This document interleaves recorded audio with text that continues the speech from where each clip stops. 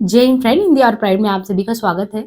Friends, UGC net paper first के regarding यहाँ पे जो हिंदी और प्राइड द्वारा एनसीईआरटी लिया गया है, उसमें हम आपको यूनिट सेकंड जो कि आपका रिसर्च एप्टीट्यूड यानी शोध अभिवृत्ति से संबंधित यूनिट है, उसे करा रहे हैं। और सबसे पहले हम प्रीवियस ईयर के क्वेश्चन ही करा रहे हैं ताकि आपको किस प्रकार के क्वेश्चन आते हैं उनको आप एनालिसिस कर पाए। तो यहाँ पे देखिए, जो हम आज क्वेश्चन करने वाले हैं, मुझे उम्मीद है कि आपने प्रीवियस लेक्चर जरूर देखा होगा। यहाँ पे देखिए क्वेश्चन है कि प्रतिभागी प्रेक्षण निम्नांकित में से किसका अंश है। यानी यहाँ पे आपसे सीधे सीधे क्वेश्चन ये कह रहा है कि जो आप प्रतिभागी प्रेक्षण के बारे में पढ़ते हैं, तो इसमें जो प्रतिभागी प्रेक्षण के बारे में आता है वो कौन से शोध के तहत आता है। दार्शनिक शोध, गणितीय शोध, भाषा का मनोवादी सिद्धांत, नृजातीय शोध। अभी तक तो आपको ये आइडिया हो ही गया होगा कि दार्शनिक शोध में क्या चीजें हो सकती है, मैथमेटिकल में क्या होता है, एथनिक ग्रुप में हम क्या करते हैं, या जब भी हम साइको का एनालिसिस करते हैं तो क्या करते हैं। और ये 2019 का क्वेश्चन है। तो प्रतिभागी परीक्षण में जिनमें खुद जो व्यक्ति होता है वो खुद टेस्टिंग के लिए जाता है, तो ये एक नृजातीय शोध यानी एथनिक ग्रुप का एक अंश है, यानी जिसमें ऑब्जर्वेशन के थ्रू जो व्यक्तियों के क्रियाकलाप में स्वयं हाथ बटाता है और साथ ही साथ उनके व्यवहारों को भी ऑब्जर्व करता है। इस ढंग के ऑब्जर्वेशन में उस परिस्थिति का एक सक्रिय वो पार्ट बन जाता है, जिसको हम क्या प्रतिभागी परीक्षण कहते हैं। इसको एक एग्जाम्पल से आपको समझाते हैं। मान लीजिए आप जहां पे भी रह रहे हो, आपको एक ग्रुप का स्टडी करना है, जैसे या आप जैसे जहां पे रह रहे हो तो आपको लगे कि कुछ ऐसे पर्सन है जिनको हम कह सकते हैं कि जैसे ट्राइब वगैरह है। अब जनजाति का आपको अध्ययन करना है, तो एज ए पार्टिसिपेंट बन के आपको उनके बीच रहना है, उनको ऑब्जर्व करना है, यानी प्रेक्षण करना है, समझना है, आपको थीसिस लिखनी है, कुछ भी लिखना है कि उनका कल्चर कैसा है, उनका बिहेवियर पैटर्न क्या है, बिहेवियर पैटर्न के पीछे क्या है। तो रहन सहन, खान पीन, उठना बैठना, जो भी आपको आइडेंटिफाई करना है, आइडेंटिफाई नहीं कह सकते, कि आपको जिनको भी समझना है अपने अनुभव में उसको लेके आना, तभी तो आप रिसर्च का एक बढ़िया पार्ट बनोगे। तो एज ए पार्टिसिपेंट आप जब किसी भी एथनिक ग्रुप, निजातीय समूह का अध्ययन के लिए स्वयं उतरते हो फील्ड में, दैट्स कॉल्ड ऑब्जर्वेशन। जो है हमारा एक पार्टिसिपेंट ऑब्जर्वेशन होता है, वो हमारा प्रतिभागी परीक्षण होता है। दूसरा है, निम्नांकित में से कौन से शोध प्रतिमान में, यानी कौन सा ऐसा रिसर्च का मॉडल है जिसमें पार्टिसिपेंट के परिप्रेक्ष्य के अनुसार यथार्थ की व्याख्या, यथार्थ यानी बोले तो जो चीज आप कह सकते हैं कि यथार्थ मीन्स कहते हैं कि जो एक्चुअल वास्तविक में है, उसकी व्याख्या देने को महत्वपूर्ण माना जाता है। यानी रिसर्च तो कई टाइप का है, आप एक्सपोज फैक्टो भी कर लो और सर्वेक्षण भी कर लो, सर्वे मेथड भी अपना लो, एथनिक ग्रुप के भी बारे में कर लो, या लेबोरेटरी में परीक्षण करना वो से कर लो, यानी एक तरीके से आप प्रैक्टिकल भी अप्रोच। लेकिन आपसे ये कह रहा है कि कौन सा ऐसा आप शोध मॉडल जो अपनाते हैं, कौन से शोध में आपको व्याख्या देना होता है, किसी भी चीज का व्याख्या देना होता है, तो अनडाउटली वही चीज सही है। निर्जाति वाले में हमने कहा आपको फील्ड पे उतरना होगा, इसके लिए उनके बीच रहना, खाना पीना, उठना बैठना, सब चीज एनालिसिस करना होगा, फिर उसको सबके सामने प्रेजेंट करना होगा। जैसे आपको रिसर्च के एरिया में दे दिया गया कि इस टाइप के बारे में आपको जो है समझना, उनका क्या कल्चरल एस्पेक्ट है, हम लोगों से वो किस तरीके से भिन्न है। अब जब आप वहां पे जाके उनके बीच उतरे, समझे, सब कुछ किए, एनालिसिस किए, उसको आके तो आपको सबके सामने प्रेजेंट करना होगा, व्याख्यायित करना होगा ना कि ये कल्चरल ग्रुप हमारे से कैसे डिफरेंट है, किन चीजों को हम इनमें समावेशित कर सकते हैं जिससे इनकी जिंदगी में कुछ परिवर्तन आ सकता है, या सामान्य जिंदगी ये कैसे जी सकते हैं। तो वो सब तो आप आके व्याख्या करेंगे ना। तो यही एथनिक वाला जो होता है, निर्जाति वर्णन विषयक शोध प्रतिमान में प्रतिभागियों के परिप्रेक्ष्य के अनुसार यथार्थ की व्याख्या देने को महत्वपूर्ण माना जाता है। मुझे लग रहा है जिस तरीके से हम आपको समझा रहे हैं, आप ये बिल्कुल मत समझिएगा कि अभी तक हमने कॉन्सेप्ट आपको नहीं कराया है। हम व्याख्या में आपको कॉन्सेप्ट बहुत अच्छे से क्लियर कराने की कोशिश कर रहे हैं। इसीलिए हम सिर्फ क्वेश्चन पे नहीं, क्वेश्चन के अलग अलग जो डायमेंशन हो सकते हैं, यानी जो भी आपको ऑप्शन दिए हैं, तो विकल्प विकल्प के साथ जो एक्सप्लेनेशन है यहाँ पे, उनको बहुत ही बारीकी से ध्यान दीजिए। तो आपका जो ये पोर्शन है ना, मतलब कि जो सेकेंड यूनिट है वो अपने आप रेडी हो जाएगा, आपको कोई प्रॉब्लम नहीं है। बशर्ते बस एक शर्त आप लोगों से मैं अपनी तरफ से रिक्वेस्ट करना चाहूँगी कि प्लीज़ ज़्यादा से ज़्यादा लोगों तक वीडियोज को शेयर करें। आपको सारे यूनिट कराने, टाइम बहुत कम है। देखिए, जो आपका प्रयोगात्मक शोध है, इनमें कार्य कारण संबंध स्थापित किया जाता है। तो जो प्रयोग, अब यहाँ से आपको ये पता चल गया, सीधे जब पूछ लिया आपसे क्वेश्चन कि किसमें यथार्थ की व्याख्या की जाती है, नहीं जो सच्चाई उसकी व्याख्या की जाती है, तो आपको पता चला वो निर्जाति वर्णन में करते हैं। प्रयोगात्मक में क्या करते हैं, जब भी हम प्रयोगात्मक शोध करते हैं उनमें कार्य कारण संबंध, वो तो आपने कभी भी लेबोरेटरी में कुछ भी टेस्ट किया होगा, तो जब भी हम प्रैक्टिकल अप्रोच अपनाते हैं तो नहीं कहते कब कैसे क्या, ये इसकी वजह से ये हुआ या उसकी वजह से ये हुआ। तो ये चीज होता है कार्य कारण संबंध स्थापित करना प्रयोगात्मक शोध में। फिर इसके बाद यह है कि कार्य कारण संबंध स्थापित करने के लिए दो स्थितियों को संतुष्ट करना होता है। वही यक्स का प्रभाव वाई पे क्या पड़ेगा, वाई का प्रभाव यक्स पे क्या पड़ेगा। इसके अलावा पहले तो ये सिद्ध करना होता है कि कारण है तो उसका प्रभाव होगा, यानी कुछ कारण है तो उसका प्रभाव भी, मतलब अगर गरीबी है ना, तो एज एग्जाम्पल हमने लिया कि अगर पावर्टी है तो पावर्टी है तो पावर्टी होने की वजह से बच्चे के एजुकेशन पे इम्पैक्ट जरूर पड़ेगा। तो एक प्रैक्टिकल अप्रोच हो गया कि हाँ, गरीबी की वजह से बच्चा स्कूल नहीं गया, एजुकेशन, लैक ऑफ एजुकेशन रहा, जिसकी वजह से वो शिक्षित नहीं हो पाया, तो समाज में अपना वो कंट्रीब्यूशन उस तरीके से नहीं दिया जिससे समाज का सर्वांगीण विकास हो पाए। तो कार्य कारण श्रृंखला को ये चीज प्रयोगात्मक शोध तो स्थापित करता ही है। और दूसरा, यदि की कारण नहीं है तो प्रभाव भी नहीं होगा। अगर गरीबी नहीं है तो ऐसा है नहीं, तो बच्चा पढ़ेगा नहीं, और पढ़ेगा तो स्वाभाविक सी बात है कंट्रीब्यूट करेगा सोसाइटी में। अब आपसे ये क्वेश्चन करें कि वो रिसर्च जिसमें पुरुष और महिला के बीच सामाजिक असमानता पर जोर दिया जाता है।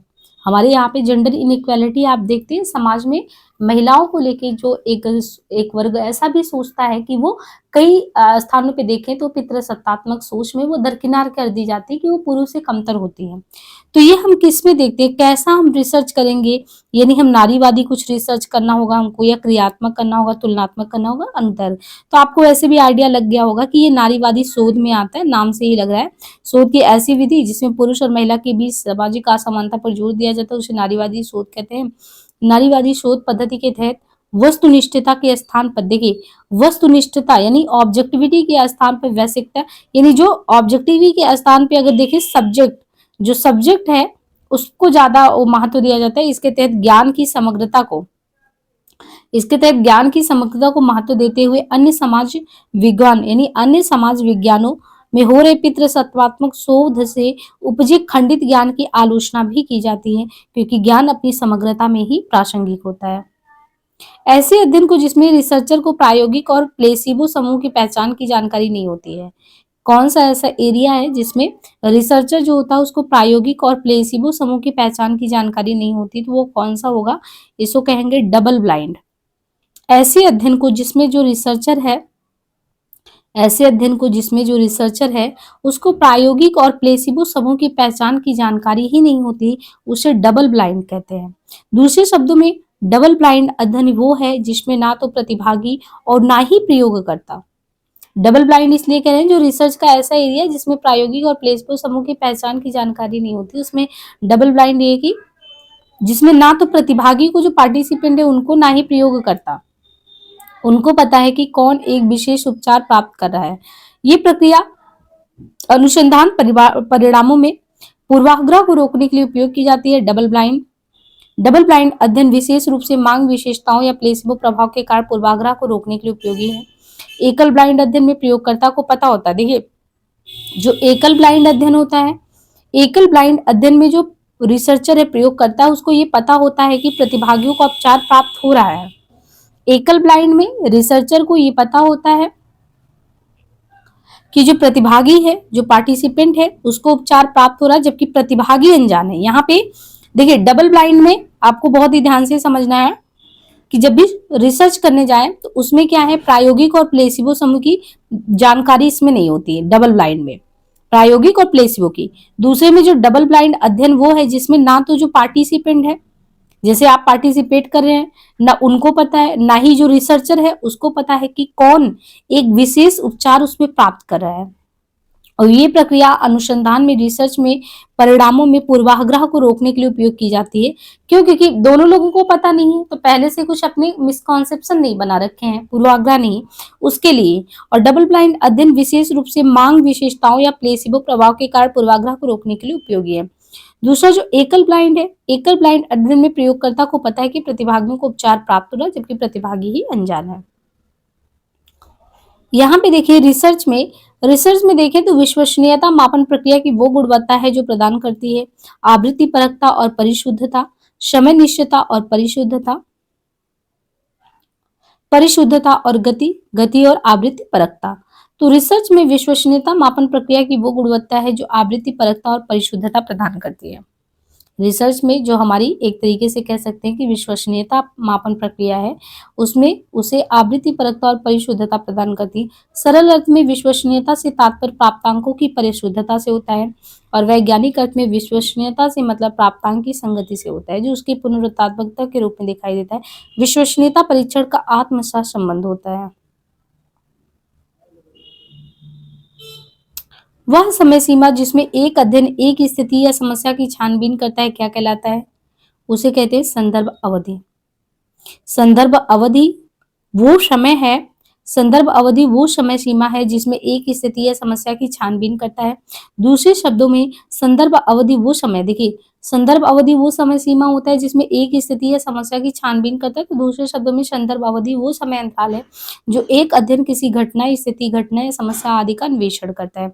इस दृष्टि से अध्ययनों को हम कैसे क्लासिफाई कर सकते हैं? इनमें पूर्व प्रभावी, प्रत्याशित है, पूर्वव्यापी और प्रत्याशित है। जो शोध है the characteristic of scientific method of research are, यानी जो शोध की वैज्ञानिक विधि है उसकी विशेषता क्या है? The characteristic of scientific method of research are empiricism, जिसको हम अनुभववाद कहते हैं, ऑब्जेक्टिविटी वस्तुनिष्ठता या सिस्टमैटिक सुव्यवस्थितता या सीक्रेटिव गोपनीय या सिक्योरिटी रिलेटेड सुरक्षा से संबंधित या प्रिडिक्टिव भविष्य सूचक। यानी the characteristic of scientific method of research are, जो शोध की वैज्ञानिक पद्धति है उसकी वैज्ञानिक विधि है उसकी विशेषता क्या होनी चाहिए, इनमें हमें वही समझना है। तो देखिए यहाँ पे 1 2 3 6 यानी इसमें दिया है कि अगर आप रिसर्च करने जाते हैं तो उसमें अनुभववाद जो है, इसके साथ ऑब्जेक्टिविटी जो है और सुव्यवस्थित सिस्टमेटिक होना चाहिए और भविष्य सूचक प्रेडिक्टिव होना चाहिए। यानी रिसर्च की वैज्ञानिक विधि, जब भी हम कहते हैं कि कोई भी चीज हम रिसर्च कर रहे हैं, बहुत ही साइंटिफिक वे में कर रहे हैं, तो वो जानते हैं कि जब साइंटिफिक वे में कोई भी चीज शोध में लाया जाता है रिसर्च में, तो आपका जो खुद का अनुभव है उस चीज को लेके उसको आपको प्रेजेंट भी करना, तो एक होता है ना कि हर एक चीज अगर एक क्रमबद्धता में सुव्यवस्थित ढंग से वो सभी को पसंद आता है। एक ऑब्जेक्टिविटी और भविष्य सूचक उसमें चीजें दिखनी चाहिए, वो वैलिडिटी भी होनी चाहिए। देखिए ये बहुत ध्यान रखना कि आपको ये सीधे दे सकता है कि रिसर्च की कौन कौन से ऐसे तरीके हैं वैज्ञानिक विधि के, यानी वैज्ञानिक विधि में जो रिसर्च का तरीका है उसमें क्या क्या चीजें आती है, तो आपको ये पता होना चाहिए। उसमें अनुभववाद आता है, सुव्यवस्थित आता है, वस्तुनिष्ठता आता है, भविष्य सूचक आता है, वैधता आता है, तर्कसंगता आता है, पुनरावृत्ति आता है। किसी भी प्रश्न या समस्या को क्रमबद्ध एवं वस्तुनिष्ठ ढंग से सुलझाने की क्रिया को ही हम वैज्ञानिक शोध कहते हैं। दूसरे शब्दों में वैज्ञानिक विधि का तात्पर्य उन क्रियाओं से है जिनके माध्यम से व्यवस्थित रूप से किसी समस्या का निराकरण करने का प्रयास किया जाता है। तो दोनों ही चीजें पता चल गई कि किसी भी प्रश्न या समस्या को क्रमबद्ध एवं वस्तुनिष्ठ ढंग से सुलझाने की क्रिया को हम वैज्ञानिक शोध कहते हैं। दूसरे शब्दों में वैज्ञानिक विधि का तात्पर्य उन क्रियाओं से है जिनके माध्यम से व्यवस्थित रूप से किसी समस्या का निराकरण करने का प्रयास किया जाता है। बाकी जितने भी हमने आपको ये टर्म बताए, चाहे वो अनुभववाद हो, सुव्यवस्थित हो, वस्तुनिष्ठता हो, भविष्य सूचक हो, वैधता हो, तर्कसंगता हो, पुनरावृत्ति हो, ये सभी तो रिसर्च के वैज्ञानिक शोधों के तहत ये आते ही हैं। अधोलिखित में कौन वक्तव्य सही है? यहाँ पे जितना भी दिया गया है इसमें पूछा कौन सा सही है। उद्देश्यों को जो उद्देश्य है उनको सटीक चयन उनका होना चाहिए। उद्देश्य वचन रूप में या प्रश्न रूप में लिखे जा सकते हैं। समस्या के लिए दूसरा शब्द चर है, उपयुक्त सभी। यानी कौन सा वक्तव्य सही है इसमें? उद्देश्यों को सटीक होना चाहिए। जो भी रिसर्च के क्षेत्र में जब फील्ड में उतरते हैं आप, जो भी आपके ऑब्जेक्टिव हो वो कंप्लीट, मतलब एक तरीके से आप कह सकते हैं कि ऐसा ना हो कि दिशाहीन हो, है ना। दूसरा उद्देश्य जो आपका ऑब्जेक्टिव हो वचन रूप में या प्रश्न रूप में उसको लिख पाए। समस्या के लिए दूसरा शब्द चर है और उपयुक्त सभी। तो इनमें हमको ये देखना है कि उद्देश्य, इसमें जो है जो उद्देश्य है, उद्देश्य जो है वो सटीक होने चाहिए जिससे लक्ष्य को प्राप्त किया जा सके।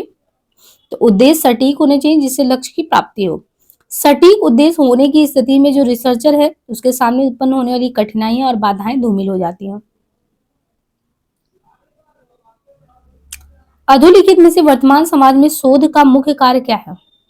अधोलिखित समाज में अगर देखिए वर्तमान समाज में तो जो रिसर्च होता है उसका मुख्य काम रिसर्च का क्या है?